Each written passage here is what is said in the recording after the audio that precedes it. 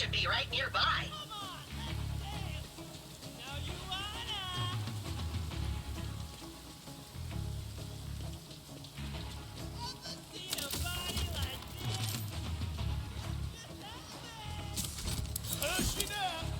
Hey, you got the glide pack? Sick!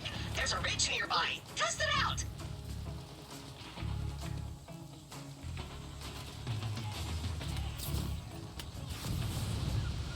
Beautiful! Now you can glide in the air like a majestic dove. That's what they added. You have to chase around in the parking lot. Head to that platform we saw those guys splat off of earlier. I'll guide you from there.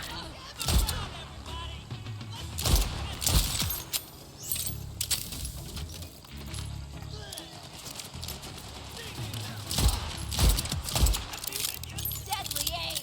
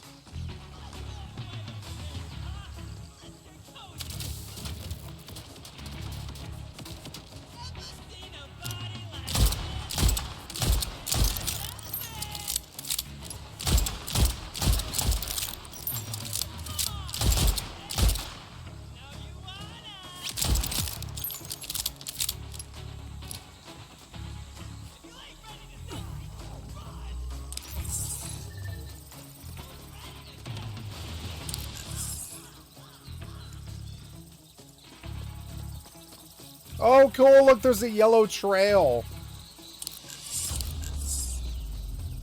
Oh, I really like that. Yeah, take me where I need to go all the time.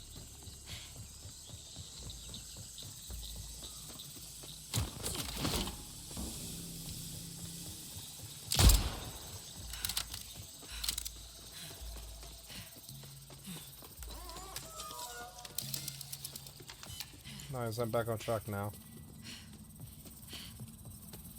Oh, I like this game. It's got a golden trail through the whole thing. That's fucking beautiful. Yeah, that's a real problem in modern gaming. I have no idea where you want me to go in this huge, huge world. Or maybe I'm just having a nightmare and you're the hallucination. Nice try. You can't fool me. I experience ego death for breakfast. Oh my now that you have god. the glide pack, you could get across to the tower and send the elevator down for me on the double.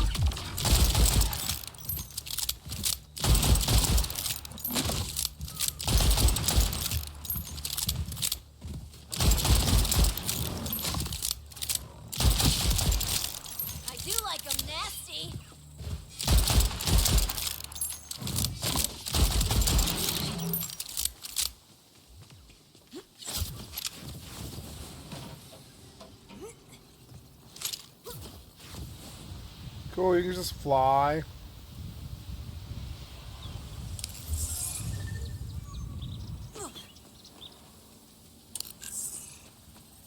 Oops. Oh, I like the little yellow trail. I'm glad I bought this game. The yellow trail makes it so much better for me. These developers are finally maybe finding their own asses with a fucking flashlight, basically.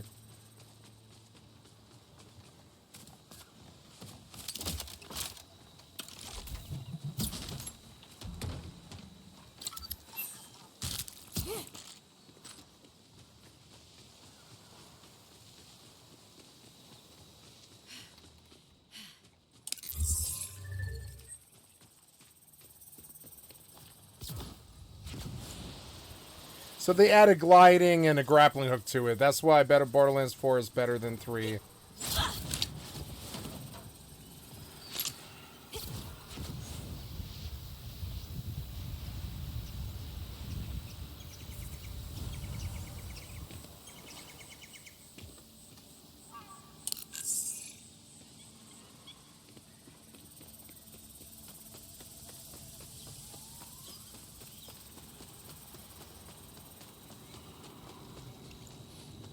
I like this Borderlands game.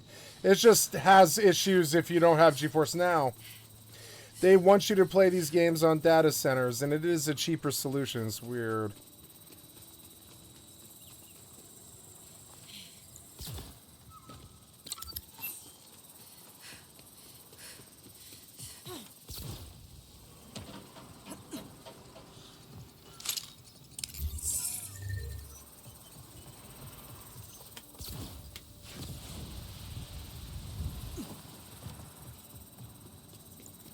Yeah, okay, cool.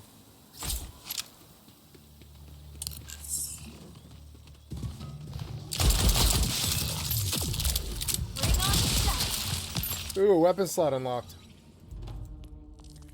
Feels like a good RPG so far.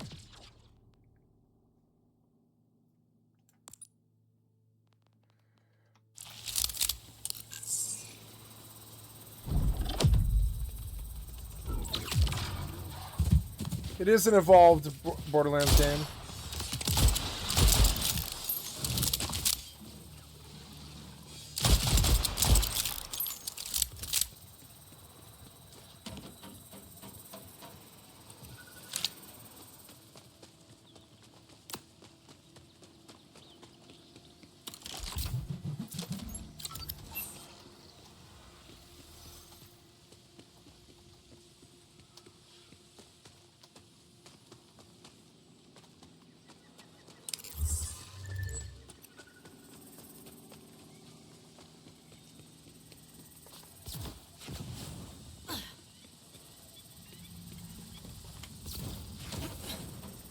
You made it! Now call the elevator!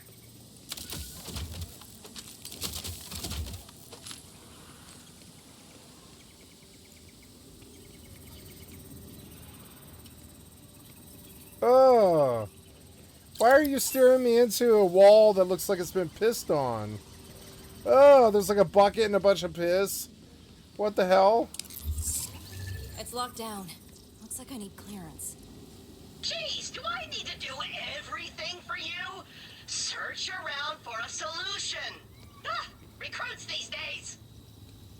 Oh, maybe these Dead Order guys have something on them.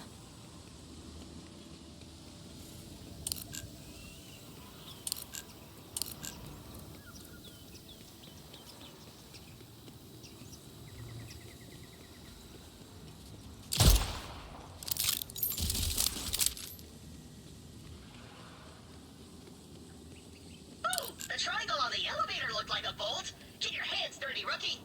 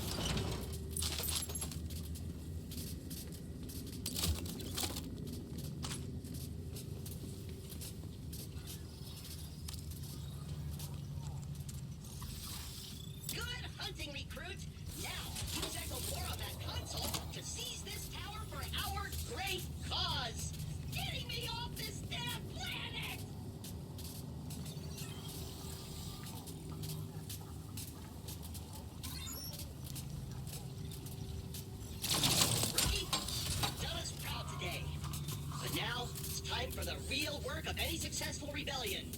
Marketing! We gotta get recruitment numbers up. We're all this planet's got. Now that, what's his name, died saving you. What's his name? Yeah, what is his name? Clearly. Oh yeah, RJ, right. I didn't remember his name either. Point is, we gotta win. I didn't remember his name either. We want people to throw their bodies into the wood chipper of rebellion. The whole planet needs to hear my uplifting voice. I'll interface directly with this tower's transmitter and broadcast a message of inspiration. By pressing that button, you are going to shoot more electricity through me than a crypto server uses in a decade. Now, do it! Do it! For freedom!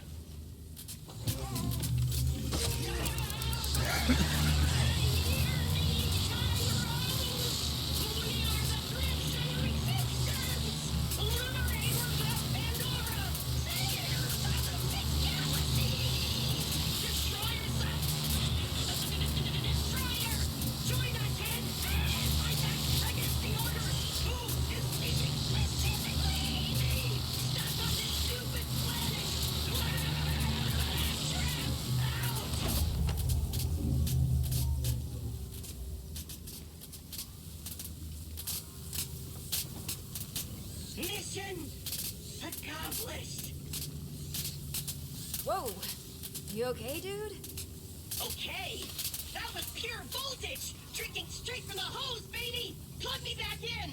I can go all day. Hello? Crimson Resistance, do you copy? This is Rush with the Outbounders. We heard your message and it couldn't have come at a better time. We are under assault from Order forces and need any kind of backup you can give. Come to our headquarters in the Fade Fields. Ooh, our first takers. Sounds like a vicious battle for freedom you've got ahead of you, rookie. Me? I thought you were a one-robot army. Yeah. And the Order has way more robots. No way I'm getting in the middle of all that. Field promotion. I dub thee acting Vice Admiral of the Crimson Resistance. In the blind. Good luck. Now go save those Outbounder guys. They seem like they're in a real dill pickle. You want that to look mighty done with this? You sure? You sanitized this, right? I'm just kidding. Personal stylists asking for a friend. You're the friend. That'll get... See, that wasn't so bad.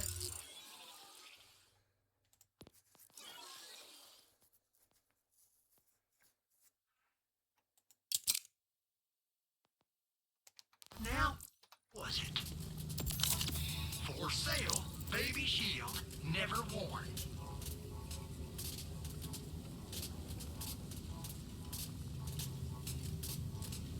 Oh, it's a grenade? Oh, it is a grenade.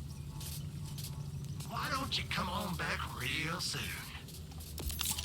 Welcome to quote-unquote when you need immediate medical attention. On the Vids, they don't let me cut on folks no more.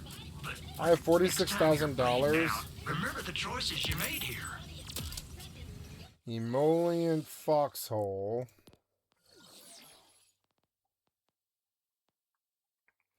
It's an energy shield. It's better than mine. I mean, seriously, the longer a bit drags on, the more you're just wearing on your audience's patience. Eventually, they'll just get bored and leave. Probably, unless you're lucky enough to have someone willing to stick it through to the end. Those guys are the real heroes. Probably super attractive, too. Also, what is the deal with the timekeeper? Like, hello, we already have watches.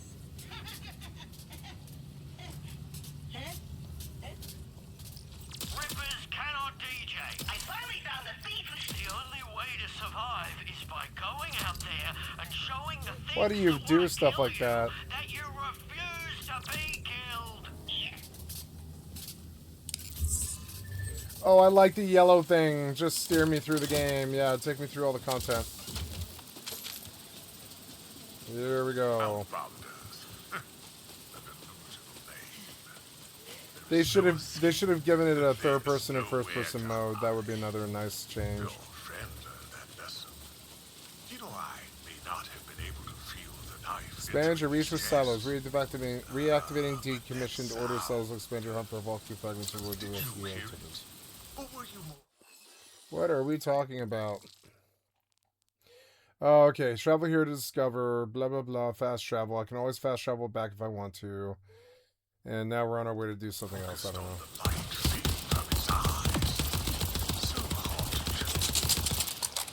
His final thoughts were of you. And how you feel him. I just thought it was I like the hard mode because it actually feels fun. Like, One more thing, rookie. I know we're saying the planet and all, but you're still a vault hunter. If you want to get access to the vaults of Kairos, you'll have to find the pieces of the vault keys scattered around Kairos. There are decommissioned silos around the world that can help point your Echo 4 to a nearby vault key fragment. I'll mark one on your map.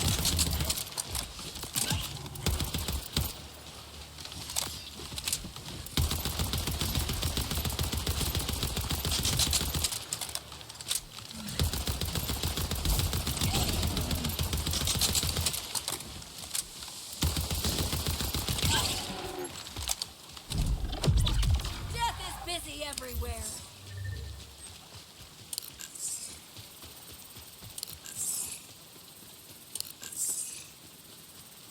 I love the little gold thing. I love games that give you actual guidance, like competent developers. I miss when games used to do this. Like Fable did it. Like this was a really good way of doing games. I don't know what you want from me, piece of shit, cocksucker, brain dead developer. So steer me with a little line like this through your whole game, because I don't know what you're thinking. I'm not you. It's a real problem. It gets lost in translation. I'm not this weird developer. He's got some passion about showing me some stupid thing about his game. I'm not like you. I don't care. Just tell me where to go.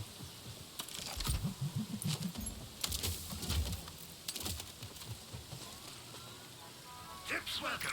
Money, not advice. 4,000 sniper rifle. It's got good damage, but here's a nice shotgun. Probably better than the other items that I've got. Kill him dead, won't you? Item of the day. Refill ammo. Okay, so what did I get? Oh, nice, I have another slot. So now we're gonna put the sniper rifle in my 1 tier. 2 is an assault rifle. 3 is a shotgun. I know this should be pistol actually. The pistol's better than the shotgun. And this assault rifle, I don't know, 96 DPS over this assault rifle, which is 52. Yeah, the shotgun throwing to increase explosion damage. Yeah, I think that's actually a better weapon, and the pistol will hold its own. These are better weapons, yeah. What else do you have? You don't have anything else? You don't have a shield that's better. I can't tell if it's better or not, though. What's your best value thing? Sniper rifle, assault rifle, assault rifle. Come see me again. Unless you're broke.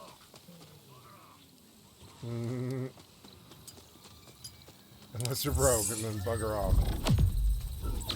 Your mortal is uncoiled. I like this game. It's like a superior Tiny Tina's Wonderlands, kind of. It's a more open world, which I do enjoy more. The hell is that? What? Oh. I got his ass, too. Oh. Oh. What the fuck is this? What fun!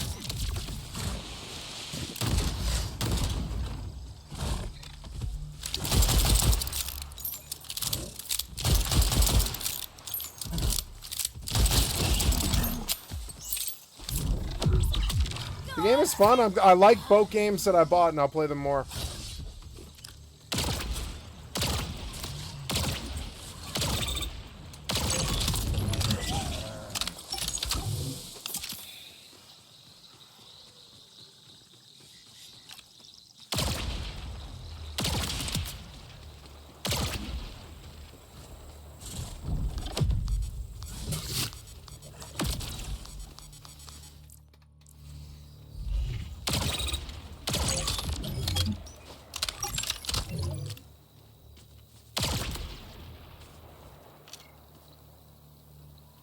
This is the sniper rifle? I guess it is.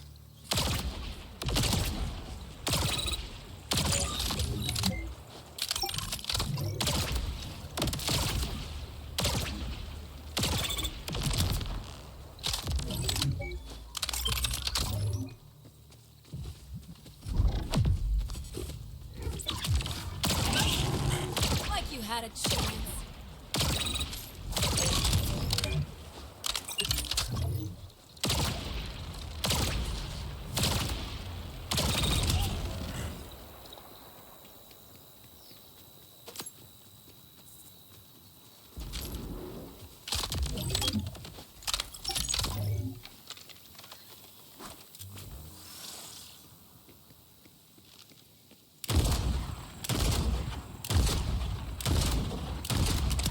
It's a SAR? It is a SAR. It's a good SAR. Yeah, I like all the gun stuff. I think it's pretty good. Where do I go? I have like a robot now. Fishing spot. Is fishing in this game?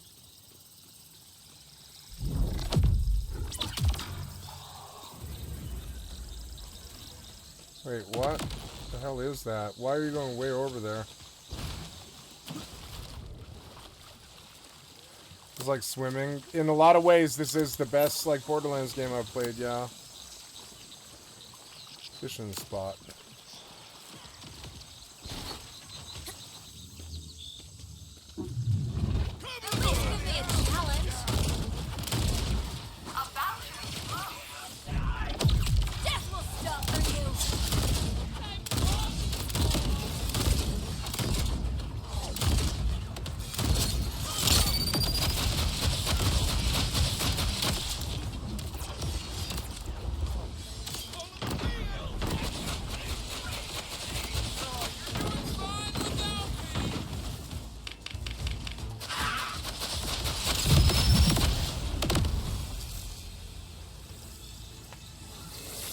These things were way higher than me and I wasn't ready.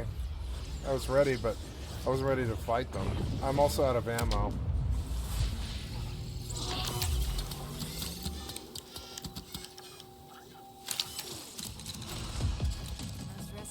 I like these little Borderlands jaunts. You know, I like little looter shooters like this. I think they're fun.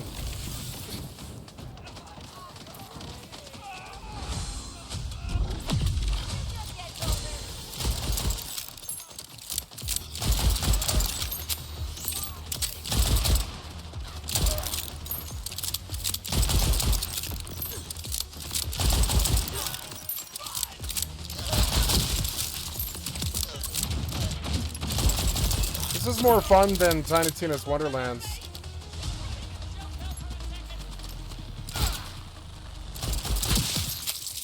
You were redundant. Wow. I want to drink more. I'm going to mix another drink because my drink's gone. This game's fun when you're drunk. It's like pretty fun just tune out and kill things. Where do I go? This is a really big game. They like procedurally generated a ton of it. So like, you know, it's a big game. You can travel a lot of fucking space.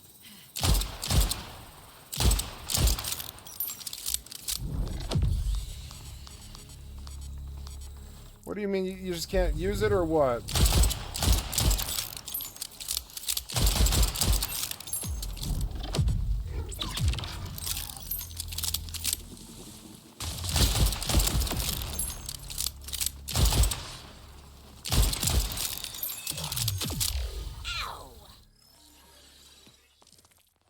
Nice skill point. I will,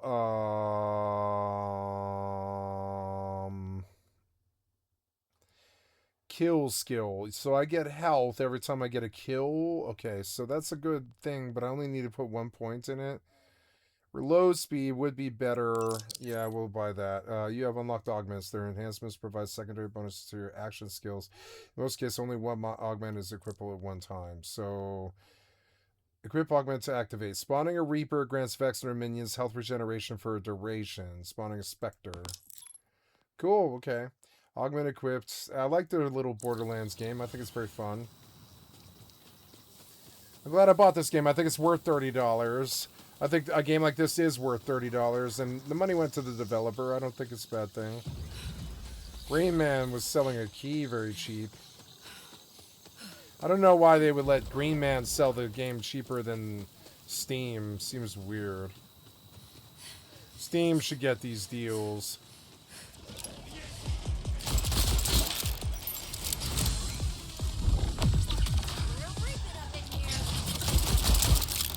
This guy sucks.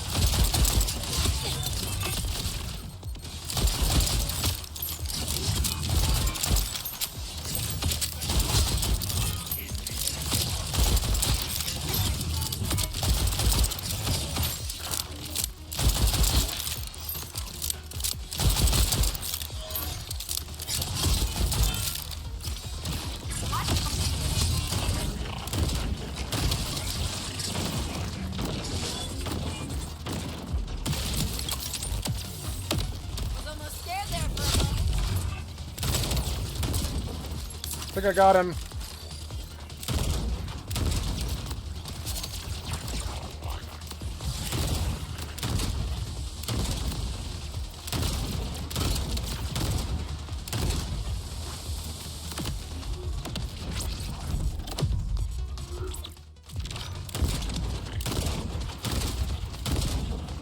I like the combat in this game. It's quite fun, honestly.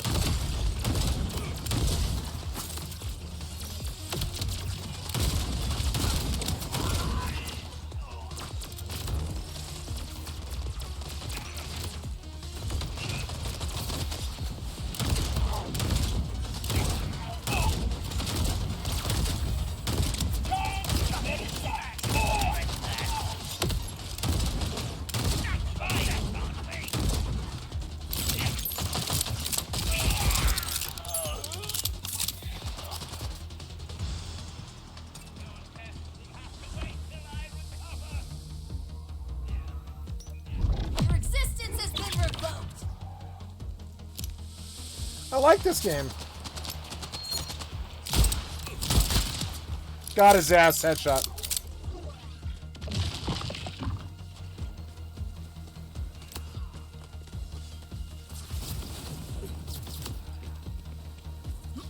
It's hard to do when I have a broken arm.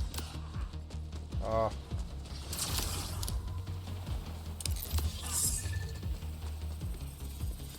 I went the wrong way? Or, I don't know, is that the right way? Oh, it is the wrong way. Oops.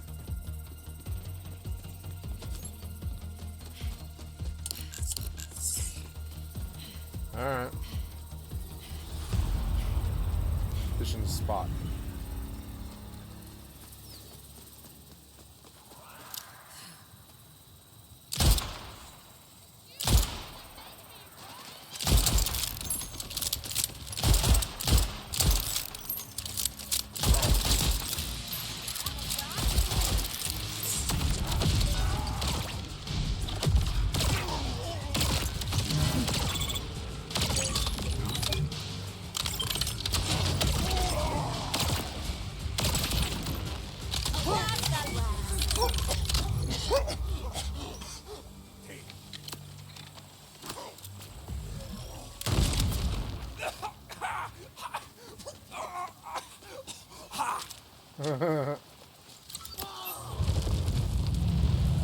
Hell is that? What?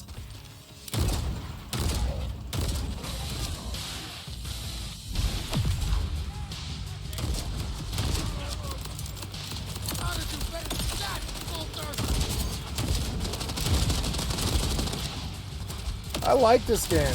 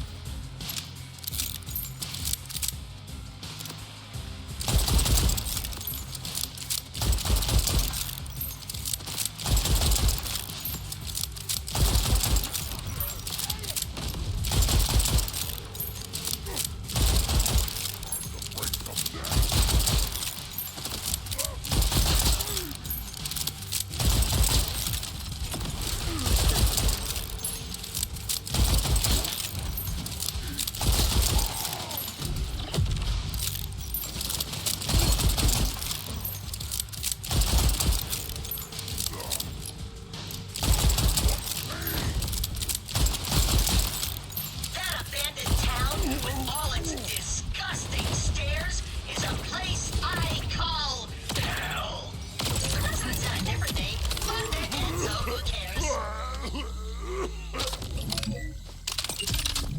Blue sniper rifle, is it good? Yeah, yes it is. 105 over, well, no, like 105 over 56. Yeah, this sniper rifle's way better, yeah. Oh, it's way better. Yeah, I like this gun. Oh no, it's a oh yeah, it's way better. It's a sniper rifle, but it's got a lot of ammo for whatever reason. No, this is a assault rifle. So we'll keep the sniper rifle, but we'll sub out this shotgun for this assault rifle. Yeah, that's much better, yeah. The gun possibilities are cool. I like them. Run if you want. Where do I go? Okay. Plunge bird.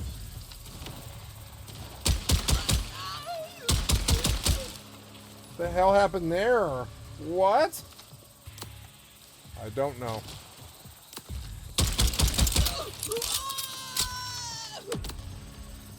This assault rifle's good.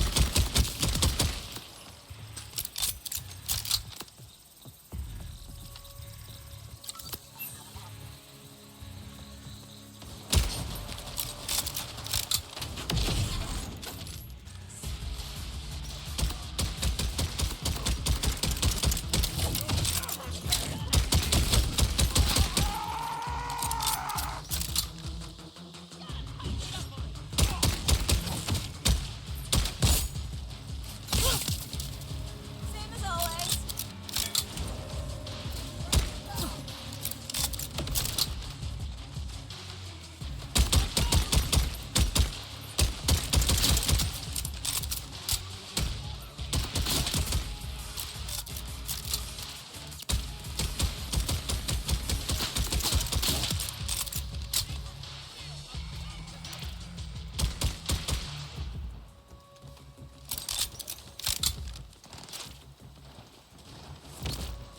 What was that? Oh god.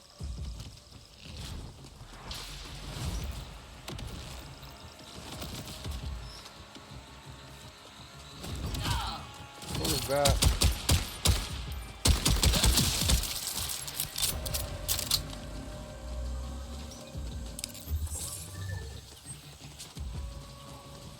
I love the little yellow thing.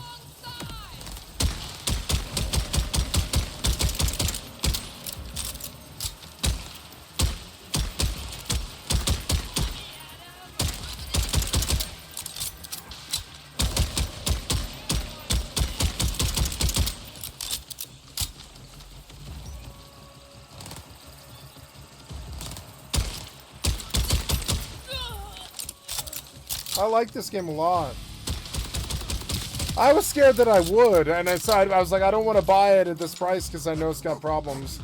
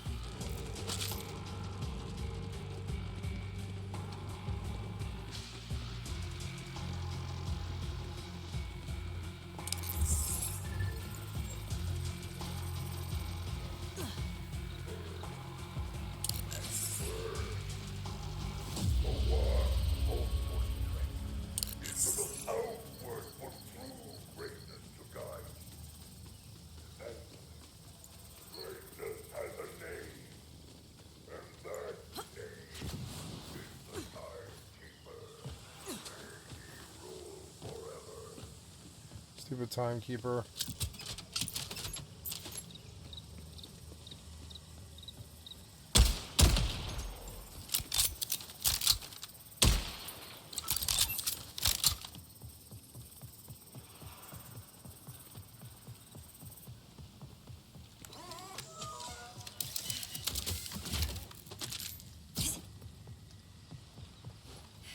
I don't know if us outbounders have to join this Crimson Resistance to get some help, but we're in.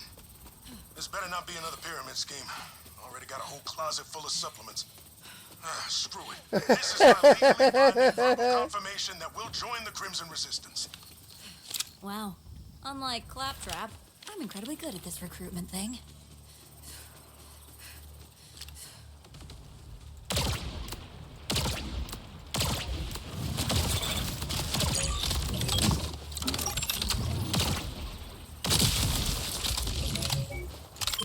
Reminds me of a 3D Diablo, kind of. Ooh.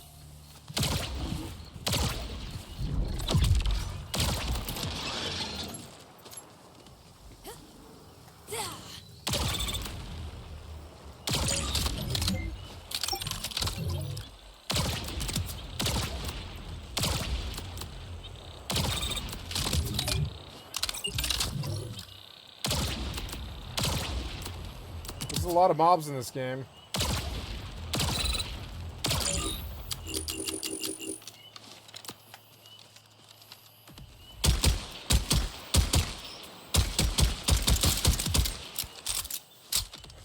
A lot of good XP there. Are they friendly? They must be.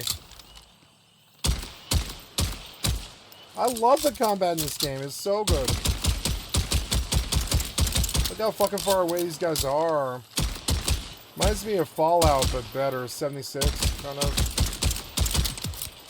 Oh, I took him off. I took him off the mount. This mob was awesome. Did you die? No, you're not dead.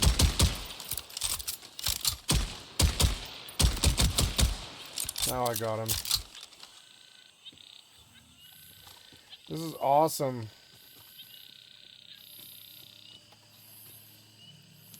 I wish you could turn the combat music off and just listen to the weird stuff in the background. That's something they could do to improve it in the future.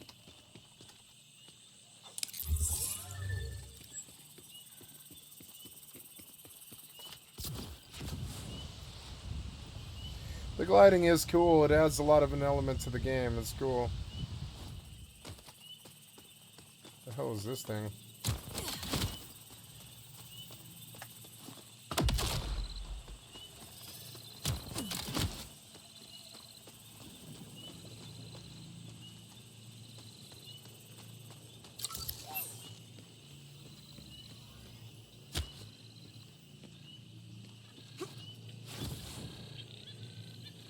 Oh, if I depower the shield...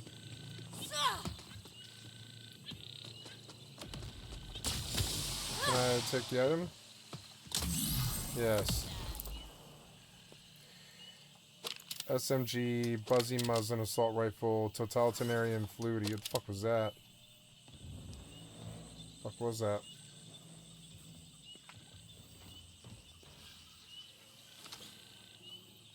Wow, the world seems really busy.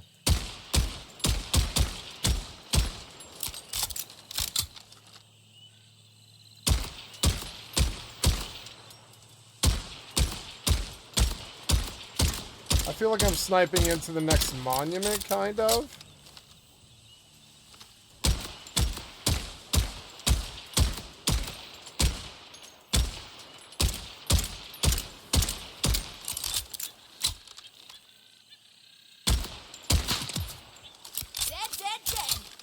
Hi, kitty.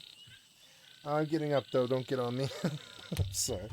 I'm going to go get some dessert and some liquor. I'll be right back. Got the rust wipe tomorrow, so got to go to bed soon, but not yet. Play some Borderlands. Maybe some Fortnite, maybe, actually. I need to pee and go get some yogurt. I'll be right back. And some fruit. Oh.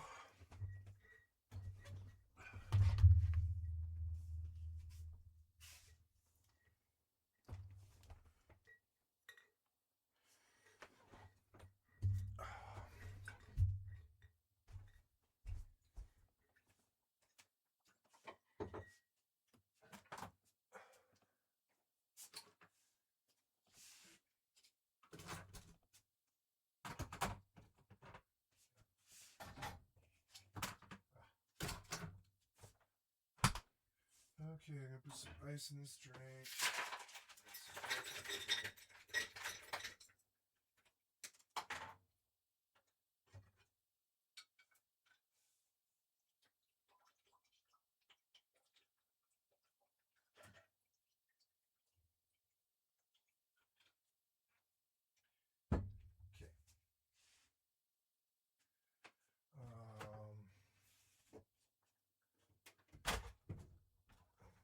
So this.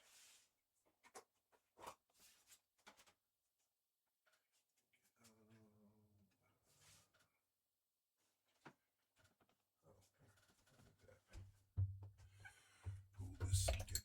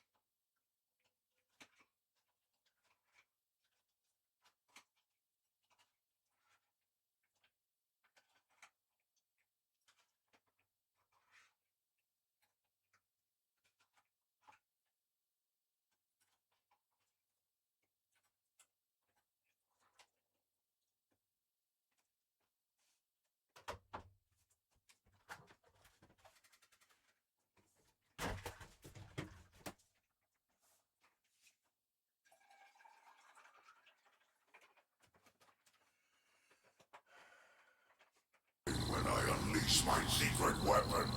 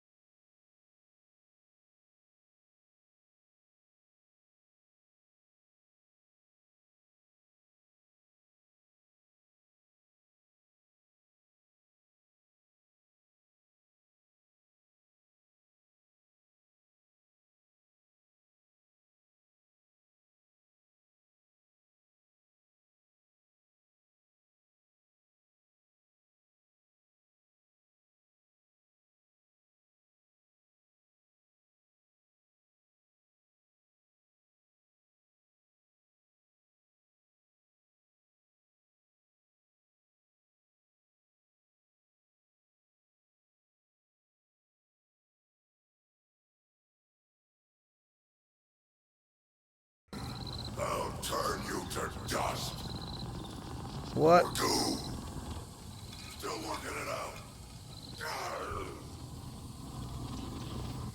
What? Okay, so... Secret weapon? Don't like the sound of that. I've worked way too hard on my physique to have it turned into goo. At least we're safe for now. Thanks to you. Come on down to the bunker. There's an access tunnel near the bridge. I'll make sure the door's unlocked. Access tunnel near the bridge. What? Oh, you've lost me. Which way would that be? Unless you steer me, I don't know. Oh, meat rush. Okay, so we're like out of town. Yeah, with a bunch of billboards, I guess.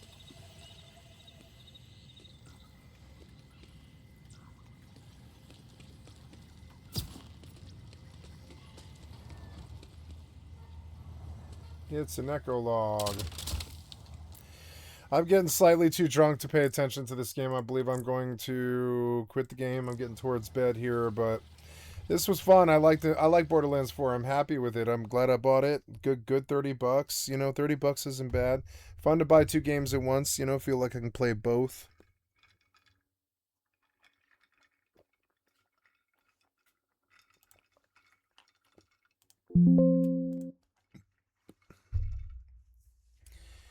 And have my dessert and watch a video.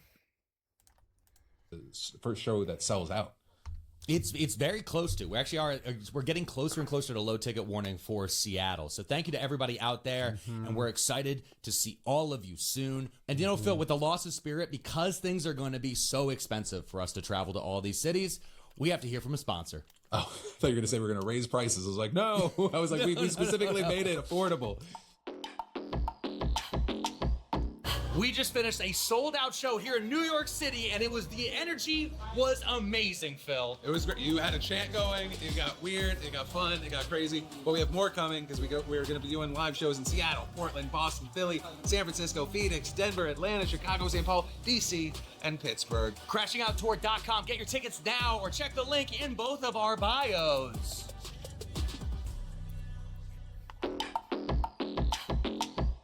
Now, Phil, losing spirit was bad enough, but we also had another major thing that happened between our last episode and this one, which was losing Section 2 of the Voting Rights Act. And Sorry, we do need to... I was like, different levels. This is very on the level of Erica Kirk being like, someone did whiteface and someone accused me of murder. You're like, why is that in the same sentence? Yeah, I know. But I'm pairing laws. You're talking about laws. I get it. Yes, that makes more sense than what happened.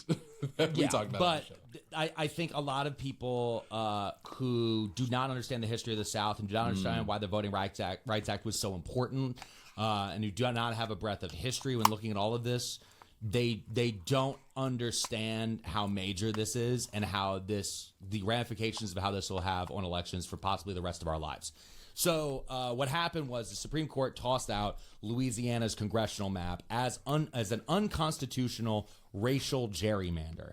That effectively is what gutted Section 2 of the majority-minority district challenges. So what that means is, under the Voting Rights Act, if you had a black population, they needed to have a representative, or they had to have a district that was cut so they could actually have representation in government. Because for, I believe it was almost 100 years under Jim Crow, they went out of their way, the white majority down there, went out of their way to gerrymander, cut, and suppress the black vote completely.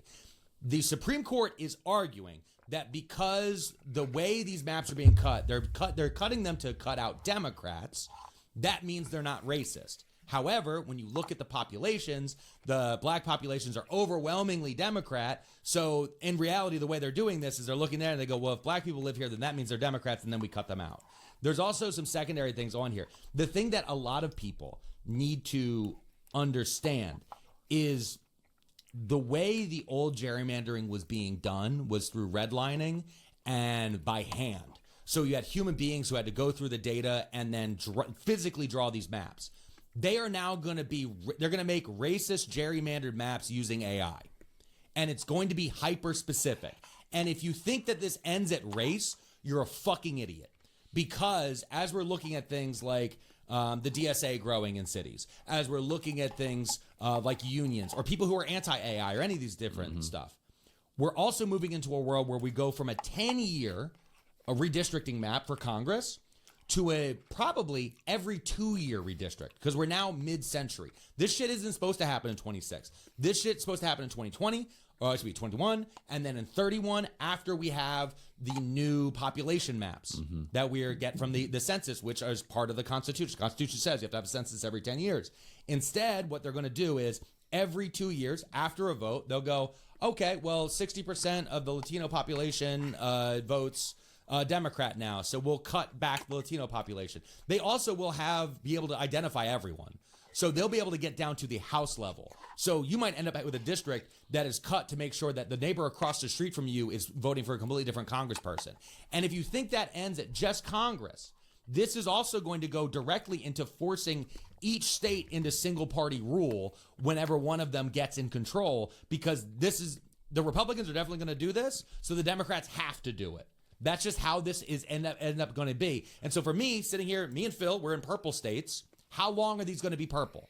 Because traditionally, Republicans have had a slight advantage in both of our states, but the Democrats have made some headwinds and all those different things as we have seen committees come in to make sure that the maps are more fair, as we've seen these things to come back to having a balance. But a big thing happened. In 2008, a black man became president of the United States. And so now we are sitting in the multi-decade plan to make sure that can never happen again. And that's where we're sitting at, and that's where we're stuck. Yeah, no, I'm glad you mentioned the multi-decade thing, because I think what's really fucked me up is like I need to get past the Supreme Court justices, but I'm like, the Voting Rights Act, right? It got passed because you had people out there. John Lewis got his fucking skull fractured on a bridge. You had people like Cheney and Goodman and Schwerner murdered, like in Mississippi, for trying to help black people register to vote. You have people like getting, I think it was Viola Liuzzo. She was shot dead on a highway after Selma. And then you just have these 6 justices go, no, never mind. Right. You have Alito writing the opinion. Roberts is the one that fucks with me, because I think Justice John Roberts, like a lot of people see him as like, oh, he's on the right, but he's one of the good ones, and he's like middle of the road. He cares about his legacy. Yeah, I'm like, dude, this is 40 years of patient legal strategy with him. A key part of it, right? Like the Federalist Society in this moment didn't get lucky, right? This is all part of the plan. I think it all stems from Reagan DOJ memos. Like this is not this was all expected. And I mean, if you want to talk about expected, it's why DeSantis in Florida, he was waiting for this day, the day of the ruling. They're like, boom, here's the new maps. Louisiana fucking suspended their primary after ballots have been mailed out to military members. And they were like, hey, just so you know, the votes on these aren't going to count because we got to rig the election. The problem is, that's what racks my brain when I come up with an amazing idea late at night, right before I'm about to go to sleep. I come up with a business idea, and immediately my brain goes, the problem is, we'd have to make a website. The problem is, how do I get payments? The problem is, marketing, shipping, and so many other things until I don't do that idea. But that's why the solution is Shopify. Shopify is basically the behind-the-scenes engine for millions of businesses, and 10% of all US e-commerce runs on it. And what I love about Shopify, it's not just build a store and good luck. You get hundreds of templates to actually make your store look legit, not something that you built in a panic at 2 a.m. Shopify has built-in smart tools that can help you write product descriptions, headlines, and even clean up your product photos so you don't have to do everything yourself. And then there's marketing, email, social campaigns, all built in. So you can actually find customers instead of just hoping that they magically show up. Plus, your $1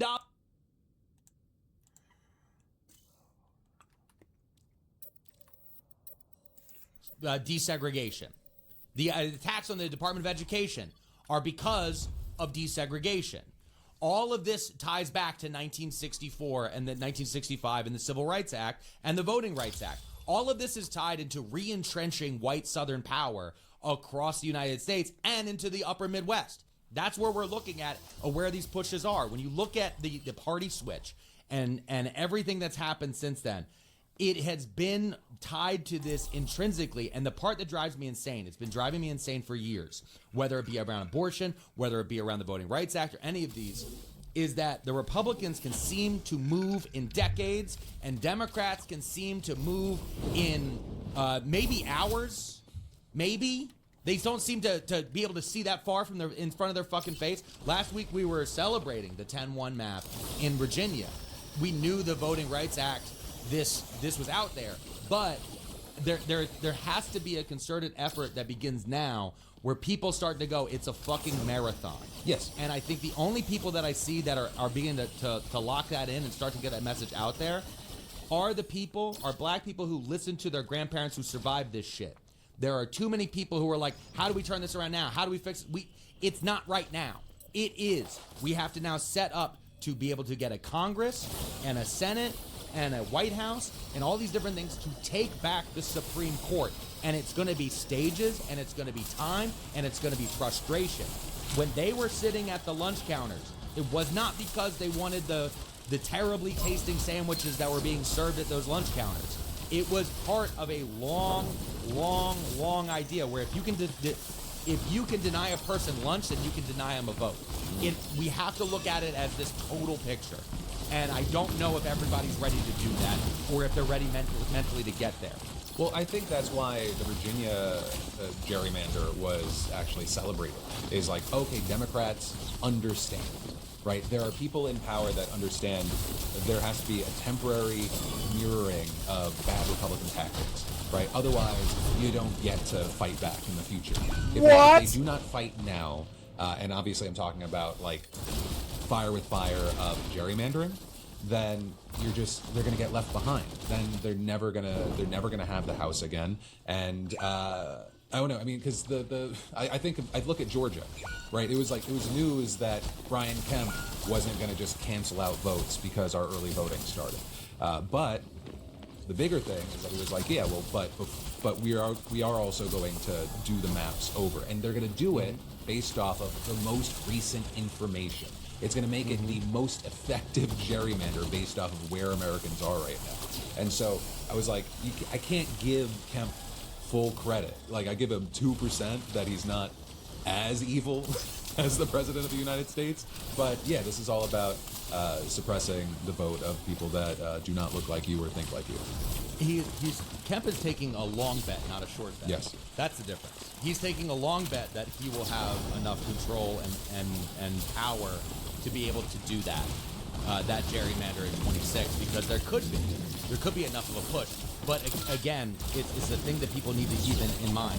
We used to think we've had it for 100 years. The maps were good for a decade. The maps were good for a decade, and they're not. And I think that when you're deep in this stuff and when you're looking at it and you look at the history of civil rights and you get into the 80s and you look at the spin and you understand someone like Lee Atwater and where the party switch really happened, and you look at the changes that happened under Reagan, and when we're talking about busing, and when we're talking about abortion rights, when we're talking about all of these different wedge issues that are civil rights, I've seen so many people say we need to get away from identity politics. We need to get away from all of this stuff, and we need to only focus on class. You can't in America. Even fucking Karl Marx understood that. Karl Marx understood that, and I see all of these fucking people, and again, it's very specific. It's very specific content creators on very specific platforms that are being pushed into kind of throwing a wrench into everything by saying we shouldn't be caring too much about woke, or we shouldn't be caring too much about the demographics on these side of things, because at the end of the day, it's not right versus left, it's top versus bottom. It's everything all at once. I've seen people on the left say that Democrats shouldn't do gerrymandering because we have to be better than them. Wow. That is fucking DC Comics rules. That is Batman not killing the Joker, okay? That's what the fuck that is. And if you have if you have a childlike understanding of the world, then great. Be a child, all right? Adults have to vote. Adults have to go actually make sure that we are incrementally stepping into a better world every fucking year. And it's going to be incremental because guess what? We have taken 6 steps back to try to take 1 step forward. We already had Merrick Garland. No, thank you. Yeah, no, exactly. We need people that rise to the moment. There is going to be a kumbaya bullshit that's going to come up. There's going to be whenever if the Dems ever are allowed to take power again, because I think we need more people to actually do the war games. They did war games before January 6th. They sat down and said, it looks like Trump is going to do something fucking insane. How do we combat all of that? And I don't think anybody set up war games for Project 2025. The entirety of 2024 was going whole hog into, if we win it, it's fine, it won't happen. And then then they lost. And now we're all sitting around. The Dems lost, and they've been in the minority the entire time. They have virtually no power over anything, and they haven't even been able to figure out how you turn back into getting the people power back. They have no connection with it on that side. And that's why everyone feels listless and broken. And then these algorithms come in and they keep serving us people who tell us that we're fucking cooked. I don't believe we're truly cooked. I do want to say that to everyone out there. I don't believe it, whether it be climate change, whether it be democracy, whether it be the economy, whether it be the world. I don't believe we're fully cooked. I don't. But you have to acknowledge that shit sucks right now. And that shit is fucked in this moment. And then, once you can acknowledge that, you can start to plan on how you make it better. And I think that there is a lot of people who have just been getting high on hope for a while and just going, it will get better. Over time, the racists will die off. Well, they figured out how to create replacement racists. They embedded Nick Fuentes. They created algorithms. They let Joe Rogan and Elon Musk go fucking crazy. So we created a replacement racists. And they're all ugly little fucks who are eventually going to have to get hair replacement over in Turkey, which is insane because, well, let's look at that. But that's where we are. That's where we are, Phil. One thing I want you to expand on a little bit, because I've seen a few videos here and there kind of mocking it's not left versus right, it's top versus bottom kind of speak it. And I am someone that is, I've been talking about, I think that it is very much top versus bottom because that is what a lot of money is going into the right to make it left versus right? Yeah. And so can you expand on like the downside of I guess that talking point or mindset? Because I think there is something unifying. No, there is something unifying in it because it's the talking point on the left. That's the thing. It's like it's not top versus bottom. It's not right versus left. Top versus bottom is a statement of the left to convince the right to stop fucking voting for the right because the right is completely supported by the top. The top is always going to be backing capital. The top is always going to back your boss. The top is always going to back the board of directors because the right can take infinite money from them. The right has spent my entire life, the right has pushed Citizens United to make sure that money equals speech. They've pushed destroying the Voting Rights Act. They've pushed destroying Roe v. Wade. They've pushed every single piece of liberal legislation or judicial ruling that has made the world more fair. They have made the platform of their campaign. They created whole cloth. They chose a man who is so fucking racist to be president because he overtly said that he will just do illegal shit and he will call it their retribution. He said repeatedly, I will be the voice of your retribution. And then people will step in and go, oh, well, Trump is just a symptom. Yes, he's a symptom of the right. He is a symptom of the right having full, total, monarchical control. Because what the right's goal at this point is to divide and destroy the United States of America. They want to make 50 dukedoms. They want, if the DuPonts were still alive, they would want the DuPonts to run Delaware. If in Pennsylvania, they would love to hand it back to the Hershey family. And they would love to tell you that God chose these families to run all of these countries. Because they're doing that right now. They do it through that bullshit where they do the prosperity gospel. God chose you. This is the prosperity gospel has been purposely chosen and amplified by billionaires over the years to make sure that you stop asking why the fuck the billionaires aren't trying to build hospitals. We're stuck in a system that the right wing propagates over and over and over again. And sometimes they come in and choice races, these super PACs and other things that the right has helped create through Citizens United and others will come in on specific primaries and then go and choose somebody to go and fuck us all. Fetterman is a very specific one that's very different because Fetterman was a creature completely of the left. Fetterman was a pick by Bernie. The same way Kristen Sinema was a Green Party person before she was a Democrat. Yeah. These were people who were like, we're so far left. They pushed them. Somebody actually had to remind me. There was a sea shanty about Fetterman about how he was going to bring the social. Here, the Fetterman comes to bring America socialism.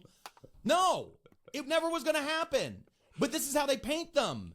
Because the other thing people have to fucking understand is like, we're talking about messaging. We're here, we're 50 states, we're 50 peoples. And even inside of each of those states, there's like 100 other fucking groups of people. We got down to each town, each neighborhood, each fucking, each community.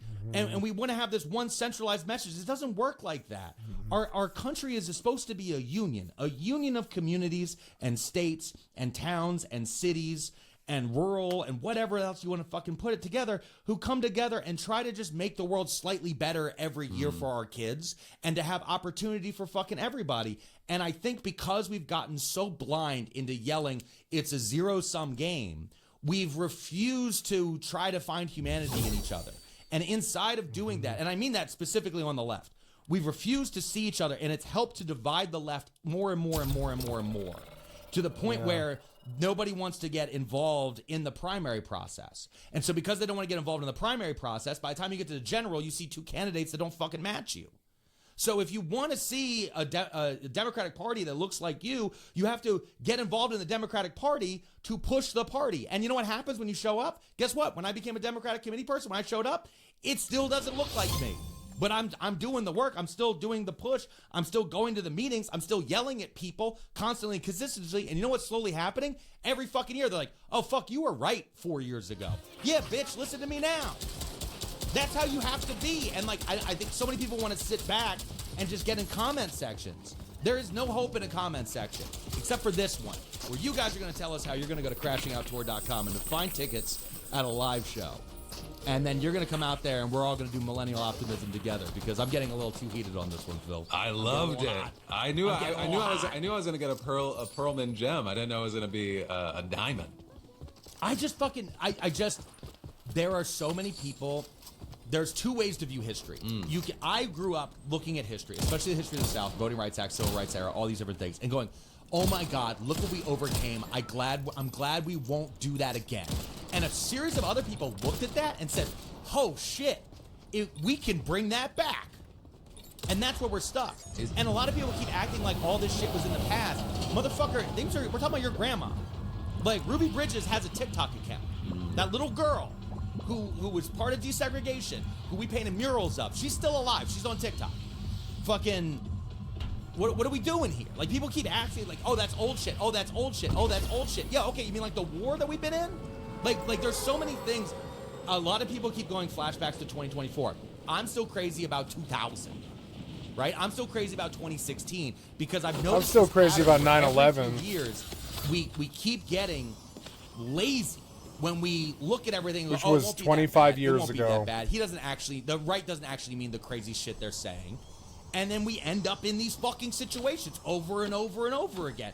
And I feel insane. That's where I feel. And I want to let everybody else out there know, you're not crazy. You're not crazy. We've lived through this how many fucking times? But also to remember, because we lived through this, there is a path out of it. And the path out of it was just like in 1982 when they amended Section 2 because the Supreme Court tried to overthrow it. We can take back Congress and go fix this. We can bring laws back. But we have to have a Congress that wants to do something besides just do insider trading all fucking day. And you have to have Dems that are brave enough to gerrymander to make sure that they have a way to fight back against Republican gerrymandering. And once they get in there, I mean, I know it's not a thing that we should probably be saying out loud, but they got to kill the filibuster once they're in there. If they have the numbers, obviously, even if things go super well, Fetterman will probably call himself a fucking Republican and try and switch things up. But there has to be the numbers over the next 2 to 4 years. Otherwise, you're not going to be able to expand the Supreme Court like probably needs to be done. You're not going to be able to try and fight for things like killing gerrymandering at the national level. And there's a lot more that actually I think should be done. But I'm going to say let's hit a sponsor and then keep this thing going. Real fast. Before we hit a sponsor, can I just say something real fast? To anybody out there, I just want you to take note. If somebody ever looks at you and says that voting or electioneering doesn't matter, and that if it was important, they wouldn't let us do it. Motherfucker, they're trying to make sure you can't do it. That's what this decision was. This decision was the culmination of a multi-decade plan to entrench permanent power into specific families in specific states. That is the long-term plan of all of this. And so just keep that in mind. If you see some motherfucker be like, oh, you vote? Look at him go, yeah, bitch, I do more than you. Okay? And with that, let's hear from somebody else. Sorry. Nothing humbles you faster than realizing your next day plans did not agree to last night's decisions. And that's why today's sponsor is ZBiotics Pre-Alcohol. And yes, I actually use this. ZBiotics Pre-Alcohol is the world's first genetically engineered probiotic designed by PhD scientists to help you feel best after a night out. It was invented by PhD scientists to tackle rough mornings after drinking. And here's how it works. When you drink, alcohol gets converted into a toxic byproduct in the gut. And it's a buildup of that byproduct, not just dehydration, that's to blame for rough days after drinking. Pre-alcohol produces an enzyme to break that byproduct down. Just remember to make pre-alcohol your first drink of the night. Drink responsibly and you'll feel your best tomorrow. I use it when drinks are part of the plan because I still want to enjoy my night without making the next day feel like a punishment. And it's backed by a 100% money-back guarantee, so you can try it without stressing it. From ball games to weddings to race weekends, May is full of reasons to be out. So start your night with ZBiotics Pre-Alcohol so you can enjoy it and still show up the next day. Scan that QR code or head to zbiotics.com/crash and use code crash and get 15% off your first order. That's zbiotics.com/crash, code crash. So coming back, we have to touch on a thing that it felt like a lot of Democrats immediately started talking about after the 2024 laws of like, okay, well, let's look to 2028. Who's the person that's going to lead Democrats out of this? And as we get to the midterms and then after the midterms, then it's less of a conversation. You actually see who's announcing, who goes from, I'd never run for president, to the people, they said I needed to save the country. And so there's a question of who right now looks like they would lead the field. And there you have people like Harris, Newsom, AOC, Ossoff, Pritzker, Buttigieg, Bureau, Bashir.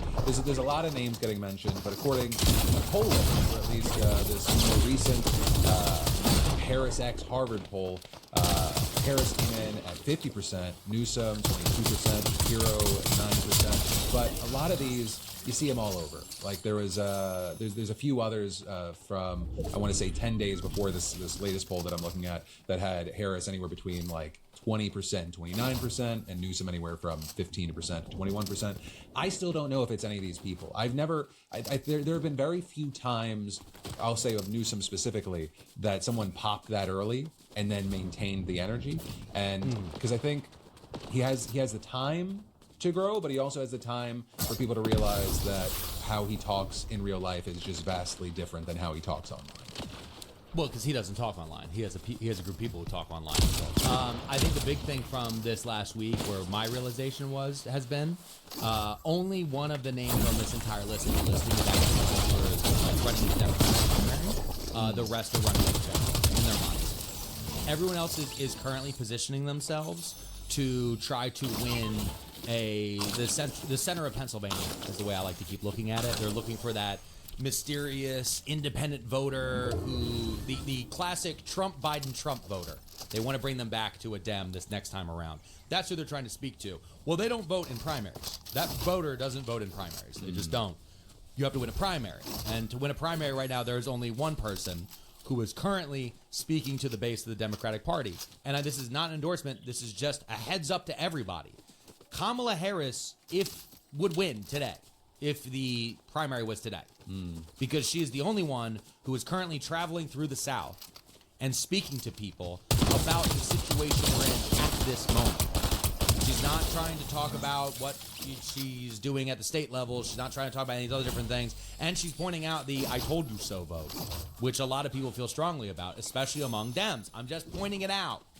And I think that there's a lot of the other ones, there are people doing book tours, including Kamala, but it's where they're choosing to go.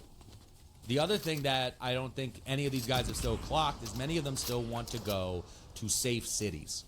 They still want to go into areas. They're not trying to go to, the Iowa State Fair was important because it had you go talk to people who care more about hay baling than they care about, gender studies or whatever, right? And that was the idea of it.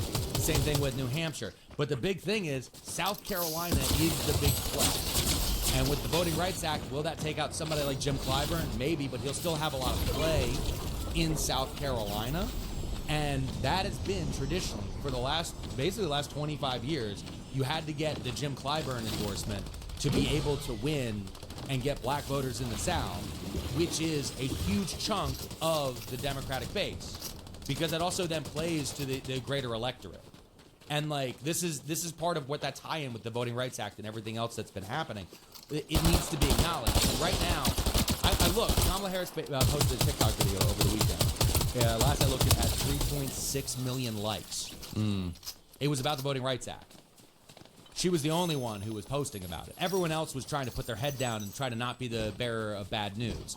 Everybody else was trying to figure out, well, how do I pivot this to talk about my message of hope for the future?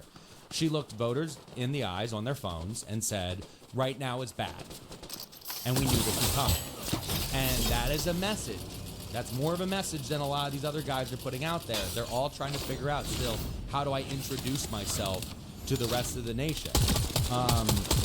When looking at Pritzker's name comes up a lot. I'm just going to say it. Pritzker was a board member of AIPAC. Like, there you go. That's done.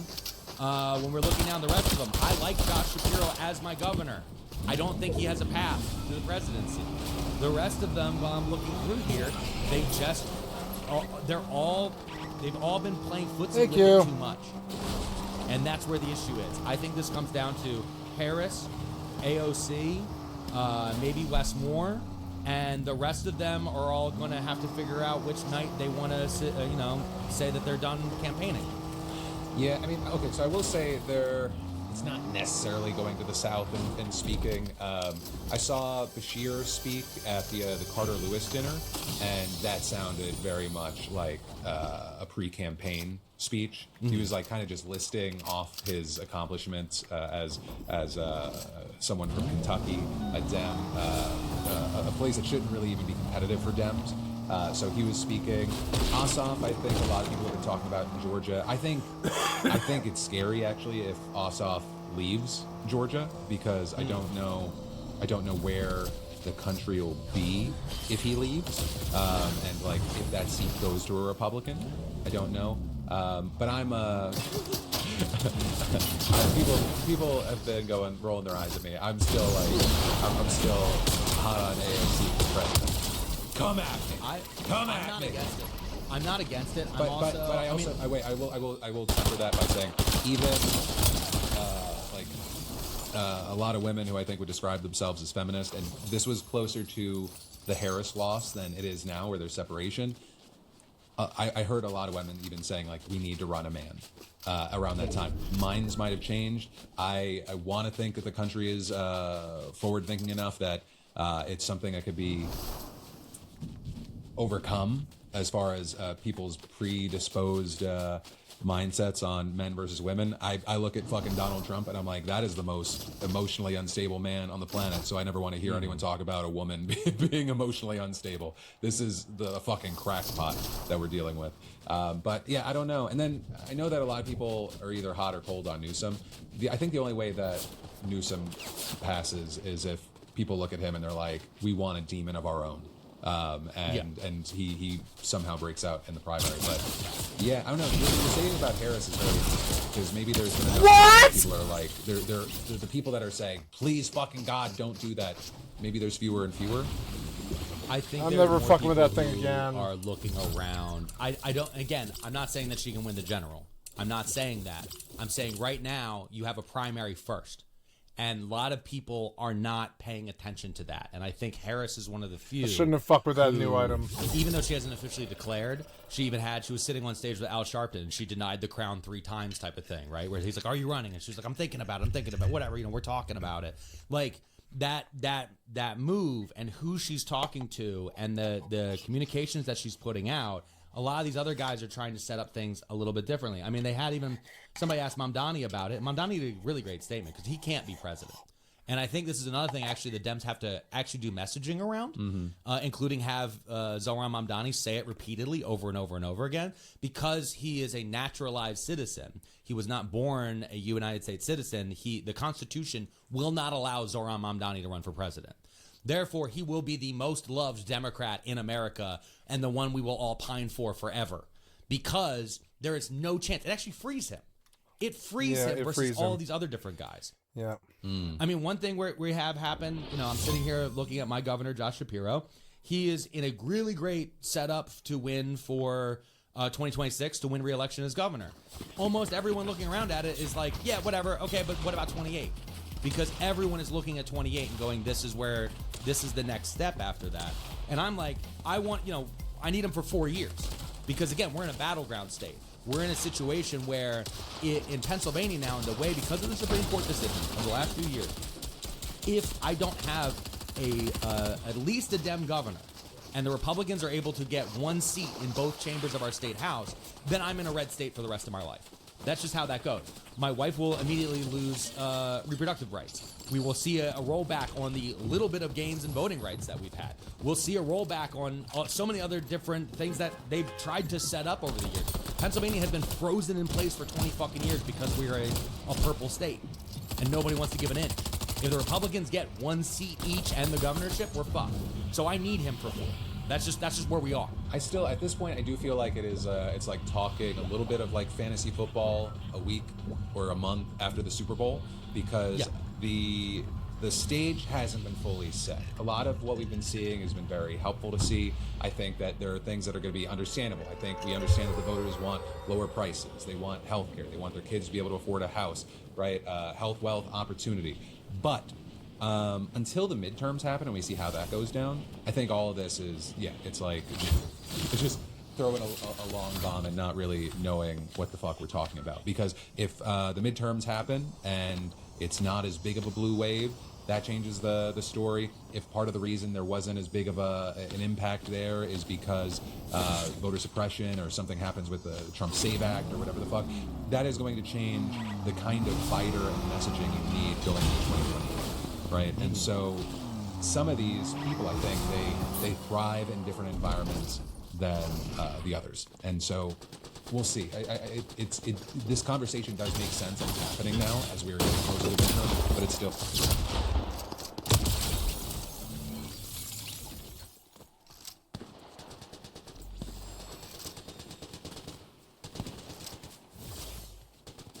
I think too early to be able to have a real educated guess. It is definitely still too early, but it's also one of those things that I wanted to flag for everybody out there, because I was noticing it more and more and more as I'm seeing it, especially around Harris. That the growth of that has been coming up. The thing that actually flagged it for a lot of people was like Polymarket, I think. Harris went from 2% to 8% on Polymarket, and that is when suddenly New York Times and all these other different groups put out shit. Now that's bullshit, because it's just slop. Polymarket themselves can also. I think it's 85. I think it's 85% slop. The more that I've looked at it, the areas for prime manipulation are small markets. And I'm going to use like kind of interchangeable terminology, so the people that are a part of these prediction markets can shut the fuck up for a second. But right, so it's like if a market is, let's say, $50,000, like $50,000 is in play, it's a lot easier to manipulate. The entry level to be able to manipulate those numbers is a lot lower. When you get into places where, like, I think there's $100 million at play for the New York mayoral race, things like that. Then you can kind of see where people's minds are. All of this is still primed for manipulation. The areas where we've seen it the most is what appears to be very obvious insider trading. We talked about it a little bit yesterday. Long shots that usually hit like 15% of the time when it has to do with military action, we're hitting 52% of the time for people that were making these huge bets. So it's like very obvious what's happening there. But there is something to be said about where people are hedging. I still think Polymarket, Kalshi, it is a social drain. It is a part of our societal rot and is going to ruin more people's lives. But I do want to say that there are little bits, I think, that we can learn. It's also voter suppression. It's also voter suppression. Where people go, there's no point. There's no point. If you're telling me there's a 90%, if you're telling me there was a 90% chance that Andrew Cuomo was going to win, this isn't, people will keep looking at it like, it's like sports betting. What? The thing is, in sports betting, is you aren't the player. Like, all of us are players in an election. All of us have to fill out a ballot, whether it be a mail-in, whether it be going to the polls, any of those different things. And so if we are told every single day it doesn't fucking matter, over and over and over and over and over again. And then on top of that, you have Polymarket telling you 90% lock or 99% or whatever the fuck it is, you know, these things. Because now I'm starting to see things like CNBC. I'm seeing CNN. I'm watching major media networks. They're all pointing to Polymarket and Kalshi data and saying that those odds are percentages, and they're selling them next to polls. They're treating them the same. There's a difference between we went to a community and we asked 1,000 people who they were going to vote for versus 16 degenerate gamblers somewhere in the world, mind you. They don't have to be in the United States. Yeah. We don't even know what state they're in. That's the other thing that drives me crazy with national polls. When I look at national polls, I'm like, again, it's an electoral college. The national polls are always going to be pushed off because we've seen Dems win the popular and then lose the electoral, and we've seen things that happen in California have an outsized effect on people in Iowa because of the way it gets sold to them. It's also, beyond that with those polls, then you have bots then go reiterate that everywhere, and then you start to have accounts that get boosted by these algorithms that tell people that voting and elections don't matter, so therefore we go in the default of Republicans. And I think that's one of the things that drives me fucking crazy with these. It also, in the case of Polymarket and Kalshi, we just had that, what's it, the one soldier, right? There was a soldier that was involved in Venezuela. Was it a $400,000 bet, Phil? It was, yeah, I think it was $400,000. Yeah, I love that this is also the first person that is going to be held accountable and not all the other people that just happen to know somebody who knows somebody that's a part of the executive branch. But... Until he's pardoned. Oh, you think he'll be pardoned? 100%. Well, I remember when the news came out and there was a Trump live question thing where I think he was like kind of just like, well, at least he didn't bet for the other team, and I was like, that's the takeaway. He literally said, like Pete Rose. That's just like what Pete Rose did. You know, Pete Rose should be in the Hall of Fame. I should pardon Pete Rose. And like they even ask him all the time about Pete Rose. Trump loves Pete Rose. And there's that part of it. There's also, isn't one of the Trump boys, I think, is tied in with one of the markets. And then, but also we've seen them already interject themselves into military discipline. When it came to the helicopter pilots, remember a few weeks ago, the helicopter pilots that saluted Kid Rock? Remember that a couple weeks back? They like flew over and Kid Rock saluted them. I forgot about this, Yeah, everyone did. That's why I'm bringing it back up. Kid Rock saluted them next to his little Statue of Liberty by his outdoor pool, and then Pete Hegseth stepped in. They're like, "Oh, we're going to look into it because that's a waste of taxpayer money." And then Pete Hegseth stepped in and said, "Get rid of the investigation." And not only that, they then used Apache helicopters, I believe it was Apaches, to then make a promo ad for Kid Rock's tour. And I'm here to tell people, we don't have connections inside the White House to get Apaches to promote Crashing Out Live, which is why you need to go to crashingouttour.com. Check for your local city right now, and you can have yourself a great time. Guys, we chanted USA. There were chants in there that were crazy. I fought with the entire state of Maine, live in New York City. We have clips that we will never post because the context collapse would be terrible. I think the live show is, I mean, granted, it's because we get to feel the energy. It was like 5 times more fun than this. Can I tell you? We did a little poll during the live show, and we'll tell you guys about it right after this. And before we hop into the next topic, I want to tell you about today's sponsors giveaway, because they're giving away free products or gift cards to everyone listening and watching this show right now. No, not just some of you. Everyone who hears this and signs up at bbvibes.com/crashing will win something. That's the deal. All right. Today's sponsor is Bellessa. Bellessa and I have had an intimate relationship for the last few months. We've been mixing our brands. I've worked with them a lot, and when they approached this podcast, I figured it was a perfect fit because Bellessa makes sure that they have products that are a perfect fit for everyone because they are a sexual wellness brand. They built a comprehensive catalog of wellness products that are built for everybody, and I do mean everybody. It doesn't matter what you're into or who you are. Bellessa has something designed with you in mind. And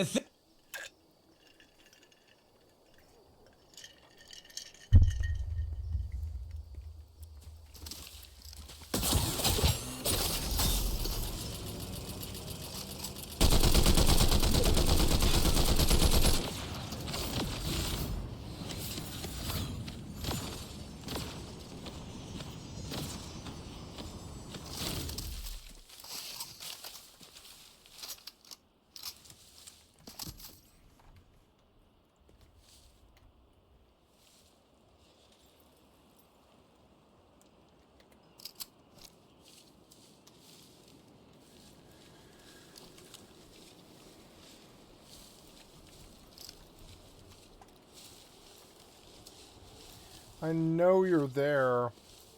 I know you're right there. You're like right around the ridge. I know you're there. You better have moved or something. I know you're there, bitch. I'm dumb.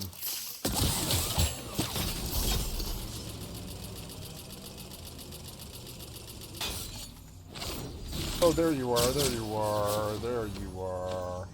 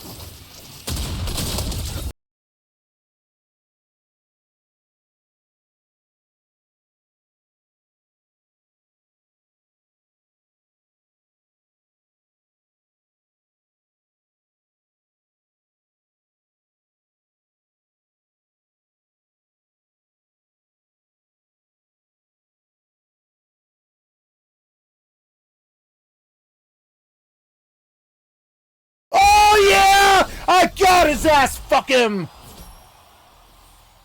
I got him! Yeah! It was a good fight in the bush. Fuck you. He missed so many times. I was like, nah, I hit all my shots. I hit all my shots. Yeah! I got his ass! I got him! I got him! I got him. I got him. Okay, on that note, guys, I'm going to bed. I'm going to stop on a win. I pulled a crown and I won a crown. Yeah, 2 crowns, bitch. 2 crowns. 2 crowns. 2 crowns. So I'm getting out. Yeah, return to lobby or enter sleep mode. I want to close Fortnite. Yeah. And I am done. I am going to bed, guys. It's 2:25 in the morning. I've got the Rust Wipe to do. I love you guys so much, and yeah, and yeah, I'm gonna be on, yeah, and so yeah, I will see you tomorrow. You've been watching Skycatlive. It's going to end on a Fortnite win. I can't believe I killed that kid. Anyways, I love you guys. Thank you so much. Click on the cat space to donate. Come to the Twitch or the YouTube. Give me a like, sub, or a follow. I love you guys. I'm also on Kick. I mustn't forget that I'm over on Kick as well. Yep.